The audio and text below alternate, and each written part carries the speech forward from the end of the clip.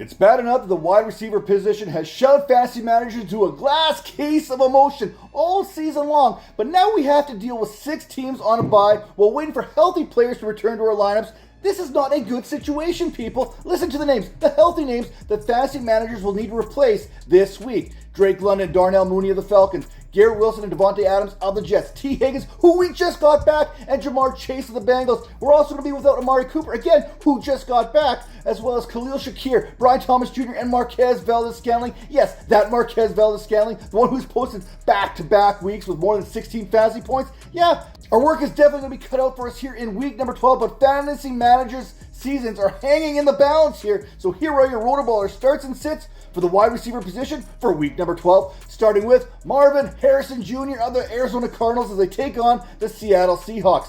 During the season, the Seattle Seahawks have allowed 34.18 fantasy points per game. That is the 12th most to date. With 1,445 receiving yards allowed to receivers on 126 receptions, that's the 11th most, by the way, and 11 touchdowns, it is easy to see how those fantasy points are quickly adding up so far. This week, the Seahawks, they welcome Marvin Harrison Jr., whose season has been a fantasy roller coaster to say the least. Harrison has finished in the top 26 amongst the wide receivers on 5 separate occasions. He's also finished worse than 55th on 5 occasions as well. So hey, the good, the bad, and the very ugly going on here.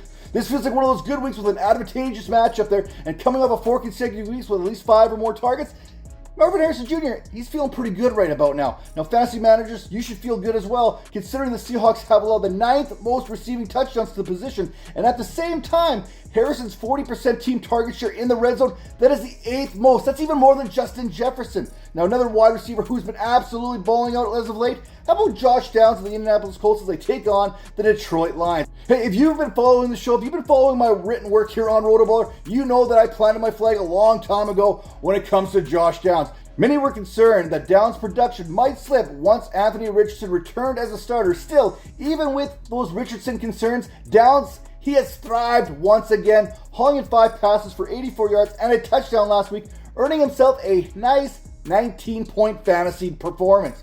Throughout the season and over the last 4 weeks, Detroit, they've remained consistent. And hey, that's all we can ask for in fantasy football is a little bit of consistency. If you need a wide receiver, you see who the Lions are playing.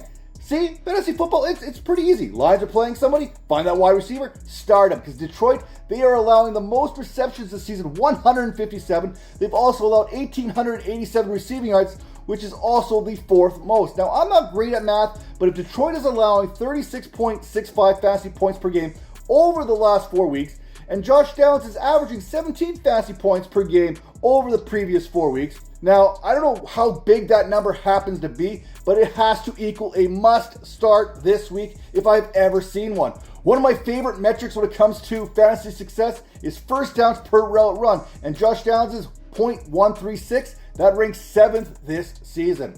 My next start for week number 12 is Ladd McConkey of the Los Angeles Chargers taking on the Baltimore Ravens. Have we officially found this generation's version of Tom Brady and Julian Edelman? Now, all kidding aside, since the Chargers bye week, Justin Herbert and Ladd McConkey, they have been the hottest quarterback-wide receiver combination around.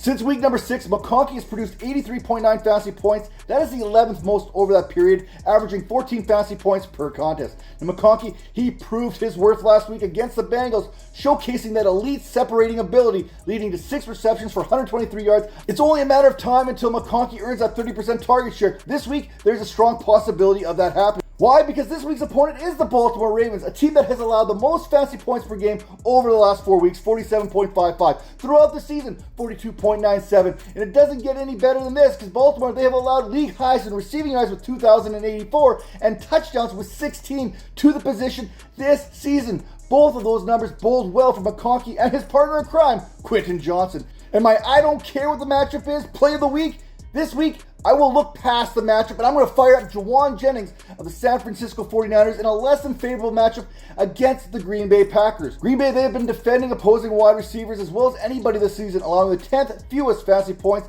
and even more stingy over the last 4 weeks, allowing just 22.3 fantasy points per game. That is the 3rd fewest.